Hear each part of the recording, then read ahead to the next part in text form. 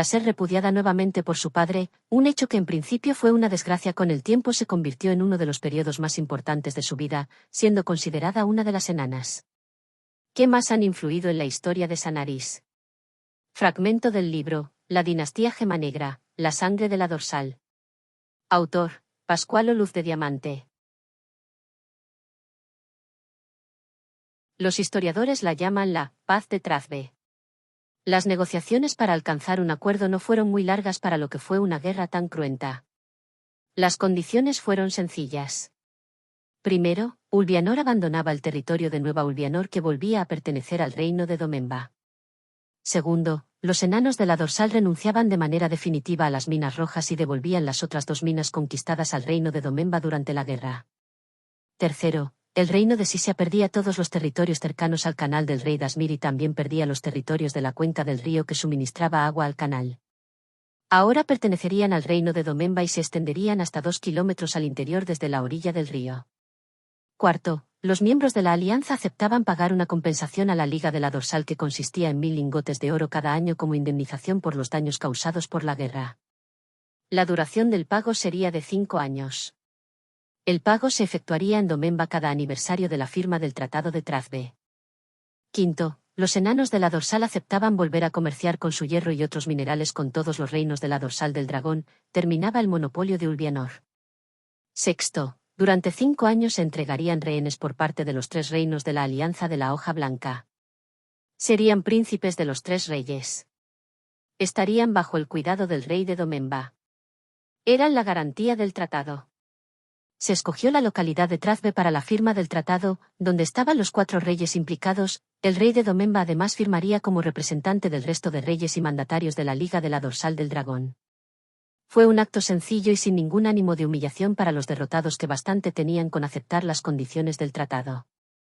Cuando se tuvieron que decidir quiénes serían los rehenes a entregar, al rey Bruach Gemanegra le ofrecieron utilizar a su hija Tanya, pero el rey renegó de ella. Además, esa idea le ofendió. No la consideraba como hija suya y entregó a otro hijo como rehén. Según sus propias palabras. Esa deforme y traidora no es hija mía, si queréis hacerme un favor matarla ahora mismo, es la desgracia de la estirpe Gemanegra. Era duro, pero nadie entre los enanos de la dorsal le perdonaba a Tanya el haber sobrevivido a la masacre de las minas rojas, solo ella. La culparon de la derrota, al fin y al cabo, estaba maldita por la marca de Azberroan. Eso trajo mala suerte y por eso la legión fracasó. Nunca más un deforme se uniría a los hermanos de Dan-Kaatar, ordenó el rey después de la derrota en la Guerra del Hierro. Arian arropó a la enana y no cumplieron los deseos de su padre. Gosburg decidió que la enana entrara a formar parte de la compañía de mercenarios y no se quedara bajo el hospedaje del rey de Domemba. Además su hermano rehén y su séquito la seguirían despreciando, por lo cual lo mejor era sacarla de allí. En Almira estaría más segura. No solo los reyes de la alianza estaban en problemas a causa de la derrota en la Guerra del Hierro, el general Adrien de Puelo también era uno de los damnificados. Las 2 derrotas, primero en el asalto al Palacio Real y luego la sufrida en la batalla de la Colina Arder. Fue una ocasión que sus adversarios dentro de la República no desperdiciaron. El Senado lo consideró como el máximo culpable, ya que él fue el estratega principal en las 2 batallas por parte de la alianza. En el Senado comentaban, ¿cómo se podía confiar en alguien que había sacrificado a la mejor legión en siglos de la República? Utilizaron en su contra las propias palabras que el general había usado en los pasquines que publicaba sobre sus aventuras en Domemba. Lo cierto es que las bajas fueron cuantiosas, solo regresaron a Saezala menos de un cuarto de los integrantes iniciales de la Legión del León Dorado. Y no era la noticia que causó más revuelo. Al regreso de los legionarios se enteraron de un hecho que en la República era considerado como algo peor que la muerte. Habían capturado el estandarte de la Legión. Adrien había omitido la noticia en su informe al Senado. Ahora lucía como trofeo en el salón del trono del Palacio de Domemba para regocijo del rey Dasmir. Un golpe para la República. Una embajada debería humillarse y solicitar la devolución del estandarte, seguramente pagando una buena cantidad de oro. Además, por otro lado, habían llegado a la República de Saezala rumores sobre su humillante derrota ante un mercenario de sangre orca y que Adrien solo salvó la vida porque los reyes se habían rendido justo en ese mismo instante. Para los integrantes del Senado era una vergüenza, solo estaba vivo por la clemencia de los vencedores. Por si fuera poco, además su rostro estaba deformado para siempre por el golpe dado por el semiorco. Ahora se podía ver una cicatriz en forma de león en su mejilla derecha, estropeando su bello rostro.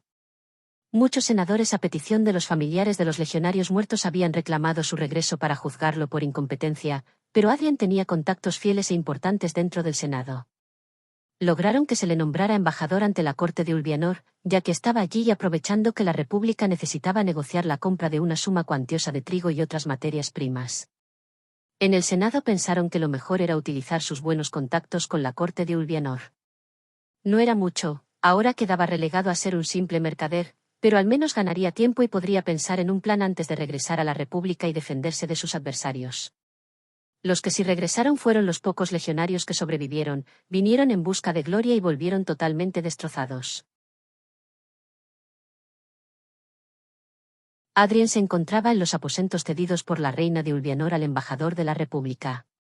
Además, tenía el favor de la reina, su majestad no le culpaba de la derrota y lo defendió ante el Senado de Saezala, lo cual supuso un punto a su favor para ser nombrado embajador.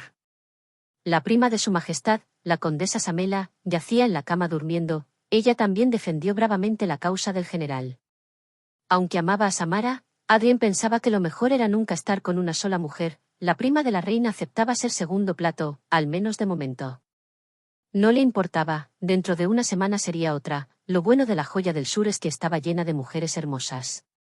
El recién nombrado embajador buscó una habitación donde pudiera estar solo y cerró con llave.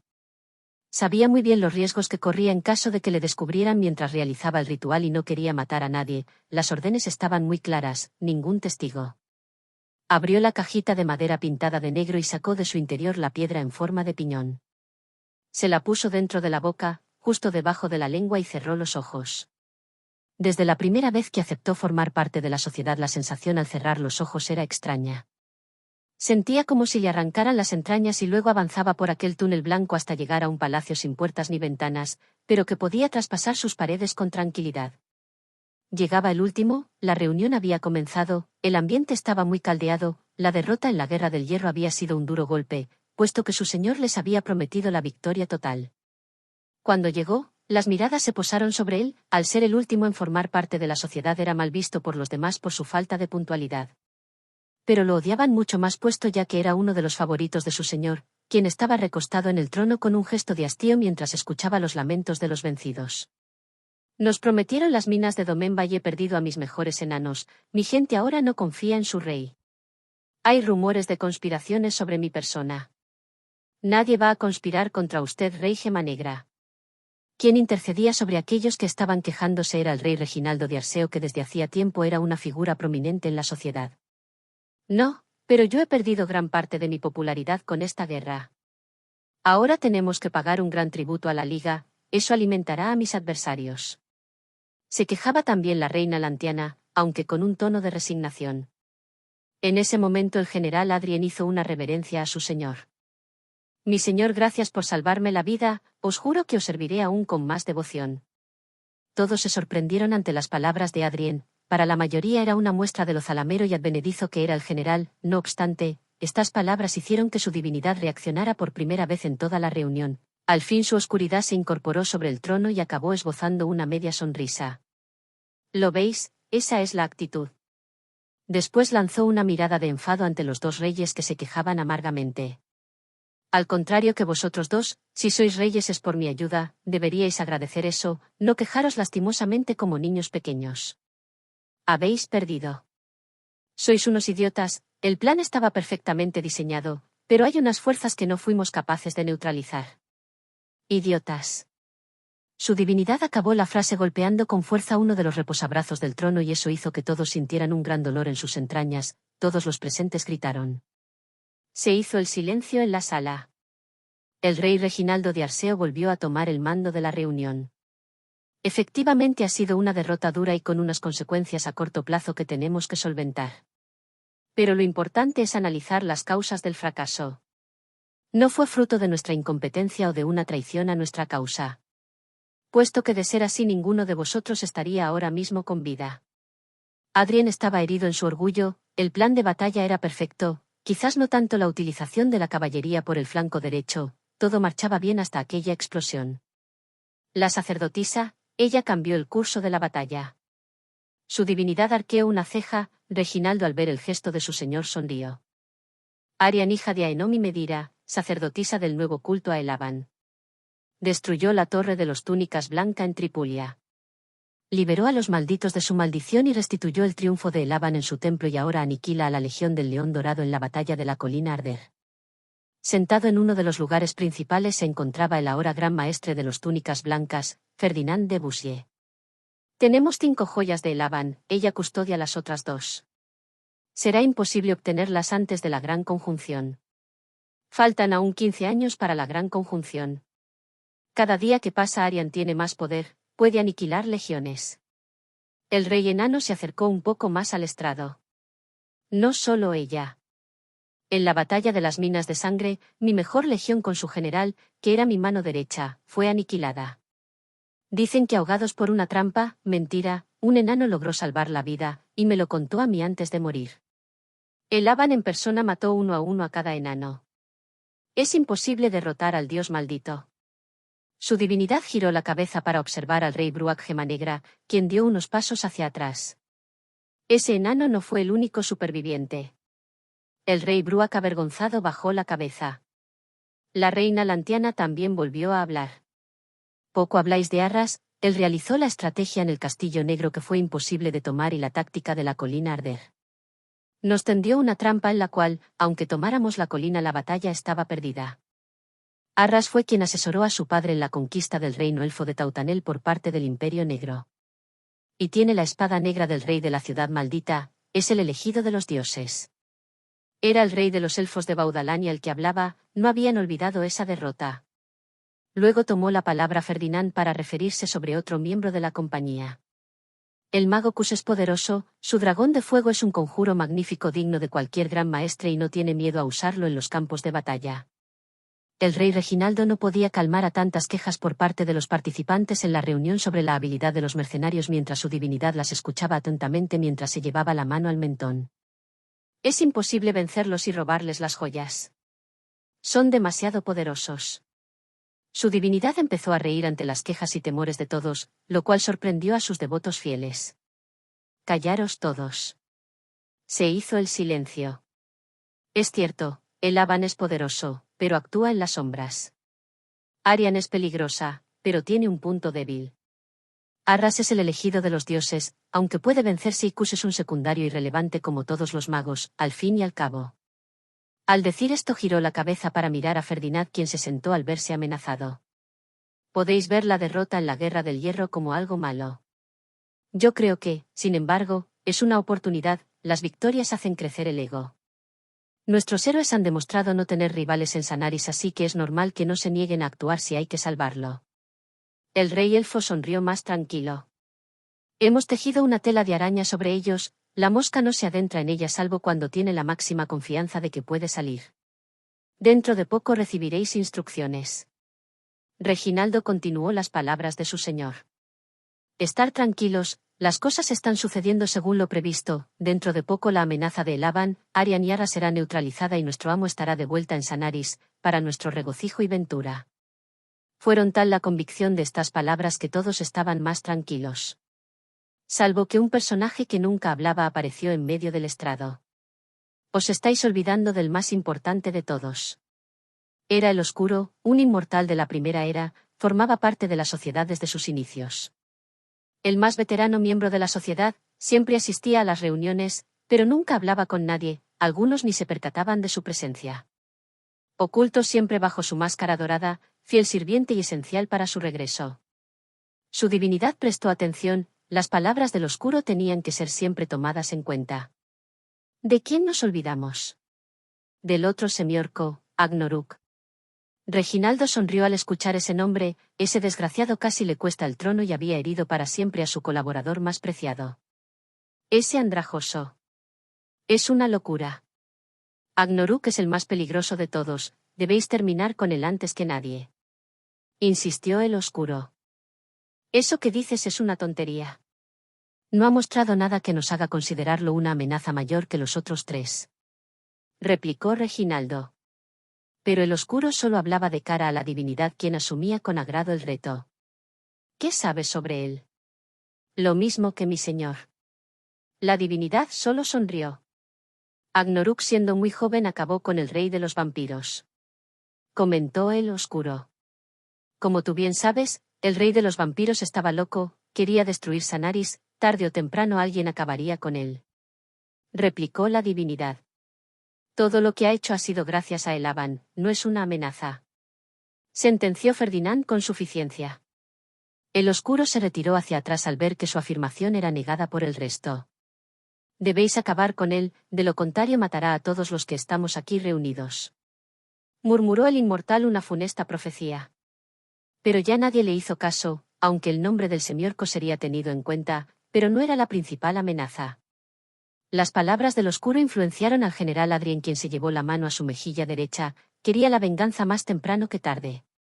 Se hizo la calma en la reunión al saber que su señor tenía un plan para acabar con los mercenarios que interferían con sus maquinaciones de obtener las joyas para hacerle regresar a Sanaris y dominar el orbe junto con los miembros de la sociedad. La reunión ha terminado. Adrien abrió los ojos y escupió la piedra guardándola de nuevo en la caja que debía esconder en un lugar de total confianza, aguardaría los mandatos de la sociedad, pero antes debía averiguar todo lo posible sobre los mercenarios y en especial sobre el semiorco. Las celebraciones por la victoria de la Cuarta Guerra del Hierro se alargaron durante un mes, un triunfo sin paliativos de la Liga de la Dorsal del Dragón y sobre todo del rey Dasmir II, su principal impulsor. El rey fue generoso con el estatus de nuevo Ulvianor, a la zona le permitiría cierta autonomía y nadie estaba obligado a irse del lugar. En realidad el territorio carecía del más mínimo interés puesto que tampoco la colonización de Ulvianor había sido un éxito. No obstante, en lo que ahora sería la frontera sur de Domemba había empezado a florecer cierta industria agrícola con cierto potencial y era una tontería desperdiciar lo bueno que había tenido la ocupación de la zona, además no había sido castigada por la guerra. El reino de Domemba había sufrido grandes daños, afortunadamente las minas que habían sido ocupadas por los enanos podían volver a estar operativas rápidamente, pero las minas rojas tardarían un año en estar a pleno rendimiento y eso haciendo un esfuerzo enorme. A mayores había que volver a reconstruir su famoso canal que abastecía de agua el Palacio Real. La población había sufrido también durante el año de guerra y las pérdidas humanas fueron importantes, pero solo con el primer pago de la indemnización que se realizó en el momento de firmar la paz ya se compensaban parte de los daños. Para quienes la guerra había sido un negocio redondo era para los mercenarios de la Compañía del Fénix Azul. La soldada superaba con creces las pérdidas en la guerra y además tenían garantizado por parte del rey una tercera parte del pago de los tributos a Domemba durante los primeros 3 años. De Buek estaba que no cabía en su gozo, pero no solo era eso, la fama, la victoria en las minas rojas, la victoria en el palacio de Domemba, la resistencia en la colina Arder. Habían derrotado sin paliativos a la Compañía de la Espada Llameante y a las demás compañías de mercenarios de Almera dejando claro quién era la mejor. Tenía en sus filas a la sacerdotisa del dios Elaban, ella sola había acabado con la Legión del León Dorado. A Kush, el mejor mago de combate de toda Sanaris. A Gosburg, quien había derrotado a los enanos en las minas de sangre, como hace 50 años con la misma estratagema. Su segundo al mando Arras, había resistido sin problemas en el Castillo Negro y había ideado la estrategia de la batalla de la colina de Arder. Los primos de Arras eran los mejores guerreros orcos de su generación. Sabu era en sí mismo un batallón de los mejores mercenarios. Kritus era el mejor ballestero del orbe. Laurantas era un capitán competente y disciplinado. Silky era la mejor guerrera que había visto en años y que podía tomar decisiones por sí sola con toda confianza para su general. Incluso tenían la fortuna de tener a una Kendali que fue vital a la hora de organizar la liberación del Palacio de Domemba y el Castillo Negro. Un ser capaz de infiltrarse y traspasar las líneas enemigas sin ningún problema. Y por último Agnarok, ciertamente no estaba en la boca de la gente, pero había estado con Gosburg dentro de las minas de sangre y luego participó en la liberación de los asedios, también organizó la defensa de la frontera noroeste. Fue clave organizando la marcha del ejército de refuerzo de la Liga. También acabó con la vida del lugarteniente de Arisa, Almozaod Quiebracuellos y casi acaba con el general Adrien de Paulo. Ningún mercenario o soldado de Domemba a su mando han luchado con tanto orgullo que cuando estuvieron bajo su mando. Siempre el primero en hacer una guardia, el primero en marchar, el último en comer y siempre lo mismo que sus hombres, dormía junto a ellos. Se sabía el nombre de cada uno de ellos y para ser un guerrero que nunca había participado en una guerra convencional su desempeño fue más que notable. Pero como siempre parecía buscar la discreción en la segunda fila, sus acciones eran admirables, pero no tan vistosas como las de sus compañeros. Deboek estaba seguro de que si Agnoruk quería podría ser el mejor guerrero de toda Sanaris, pero había algo en él mismo que le frenaba. El veterano guerrero estaba enfrascado redactando el informe general sobre la Cuarta Guerra del Hierro para sus archivos personales. Pero fue interrumpido por Laurantas. Era el momento de prepararse para la cena de gala. El rey Dasmir II no había escatimado en gastos, había invitado a todos los mandatarios que formaban la Liga de la Dorsal del Dragón para celebrar la victoria. Ante la llamada del reparto de un botín, la mayoría de reyes y mandatarios había acudido sin dudarlo. La única ciudad que más o menos estaba en unas condiciones aceptables era Casmin, que se engalanó para celebrar un gran banquete. Todos mostraron sus mejores galas. El rey Dasmir II junto a su heredero, su joven hijo Dasmir y su hija favorita, la princesa Nasmarina. Pero la joven no podía heredar el trono de Domemba a pesar de la valentía demostrada en la guerra. Los mercenarios se colocaron al lado del rey de Domemba y fueron presentados a los dirigentes de la liga. Todas las alabanzas se centraban en la pareja de moda Arian y Arras, junto a su preciosa hija Ariana. La cena empezó con unos pomposos discursos que reproducirlo sería algo tedioso y muy aburrido. Al terminar celebraron el banquete amenizado por una agradable música. Para terminar, se celebró un baile al son de unos maravillosos fuegos artificiales. En la mesa de los capitanes de la compañía reinaba el buen ambiente. Gosburg comía y bebía por 7 como de costumbre, Asabul y habían logrado un acomodo bastante aceptable para su estatura y jugaba con Ariana, quien estaba acompañada por Antara. Arian y Arras se hacían carantoñas, habían pasado mucho tiempo separados. Cus conversaba con Kritus de las diferencias entre los enanos de las colinas y los enanos de la dorsal del dragón. Los primos de Arras bebían y comían tranquilamente. Laurantas y Silky estaban sorprendidos puesto que la Kendali se había vuelto invisible ante ellos. Mientras Agnoruk saboreaba un poco de vino con aire ausente, esta noche la luna blanca reinaba en los cielos. Era el final del verano y en el cielo brillaba hasta Varan. El semiorco no pudo evitar recordar de nuevo la historia de su padre, el elegido de los dioses. De pronto recibió un golpe que le hizo salir de su ensoñamiento, sus ojos negros mostraron un tono de ferocidad ante su agresor. Que era la enana Tanya, que como buena enana de la dorsal ya estaba borracha, haciendo honor a la fama de su pueblo a la hora de beber. Vamos, semiorco. Es una fiesta, no un funeral. Tanya, ya estás borracha.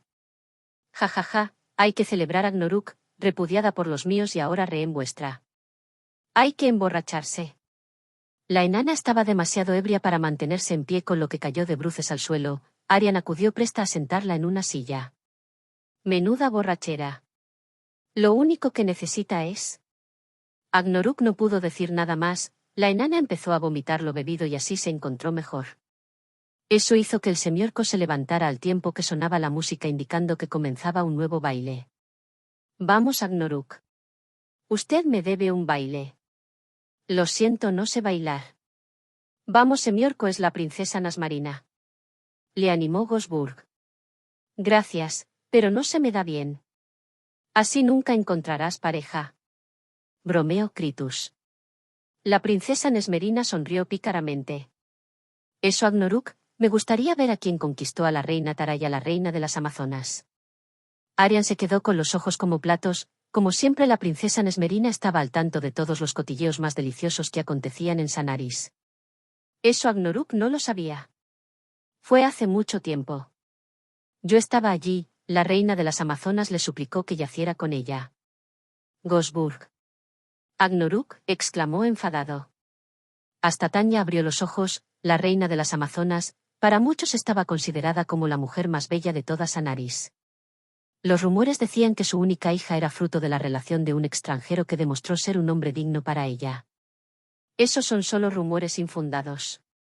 Nunca pasó eso. Vamos. Es solo un baile. Le animó Arian. El pequeño Dengue empujó al centro de la pista al semiorco, que se vio obligado a bailar junto a la princesa, ante las risas de los demás. Si la verdad la reina de las Amazonas lo vio como su pareja ideal, sería por cómo lucha, desde luego no por cómo baila. Bromeó Arras. Vamos, Agnoruk, baila con un poco más de gracia. Se levantó Kritus y se situó encima de la silla, aplaudiendo al son de la música. Lo que provocaron no fue una mejoría en la técnica de baile, sino que el semiorco les lanzara una peineta con su mano derecha ante la risa de todos.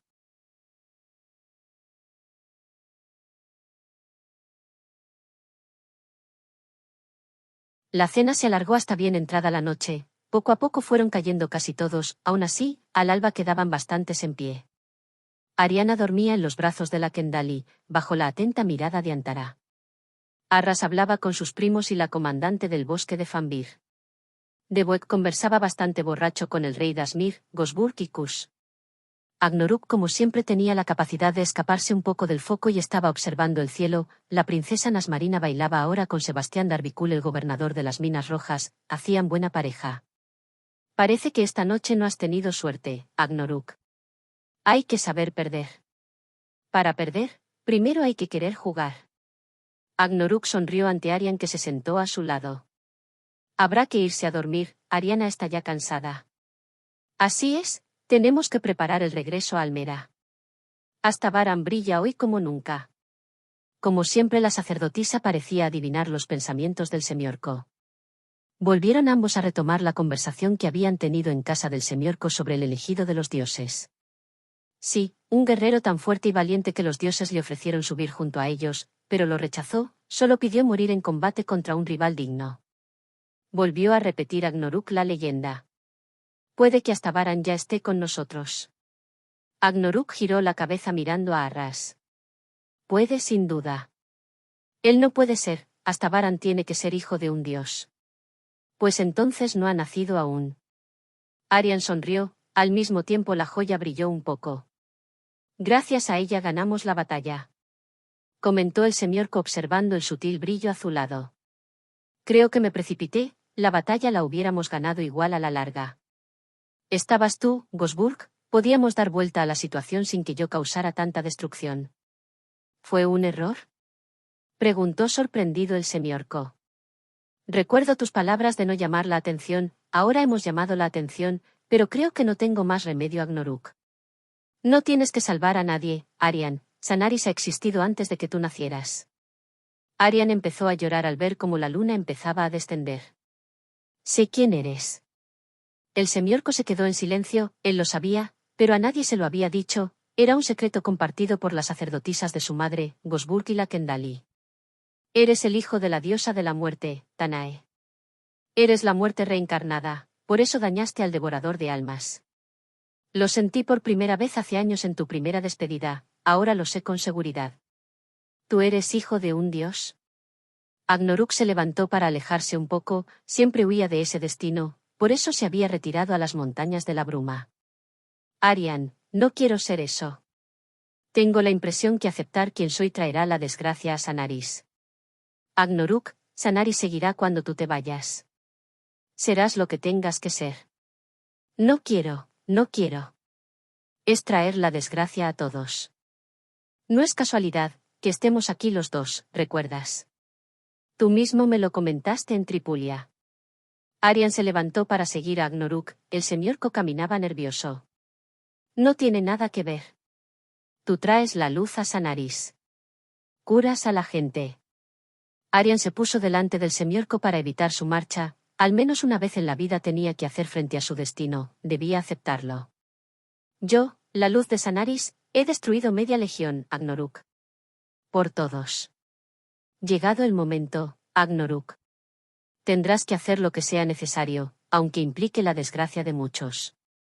Arian ya hablaba como Gosburg y las sacerdotisas del templo, con ese tono de superioridad que les permitía decidir el destino de los demás.